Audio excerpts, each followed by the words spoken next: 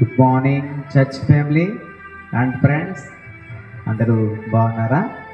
ఈ కొద్దికాల సమయంలో వాక్యమును మనము చదువుకుందాం. దేవుడు మనకి ఇచ్చిన వాగ్దానము కీర్తన గ్రంథము 68వ అధ్యాయము 6వ వచనంలో 2వ లైన్ మనం చదువుకుందాం.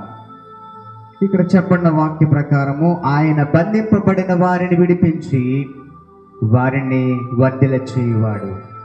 యేసుప్రభు వారు బంధించబడిన వారిని విడిపించగల సమర్థుడు. ఏ బంధకాలు ఉన్నా సరే, ఎక్కడ బంధించబడినా సరే తప్పకుండా ఆయన విడిపించగలడు. వారిని వర్ధిల్ల చేయాలని ఆయన ఇష్టపడుచున్నాడు. వర్ధిల్ల చేయగలడు.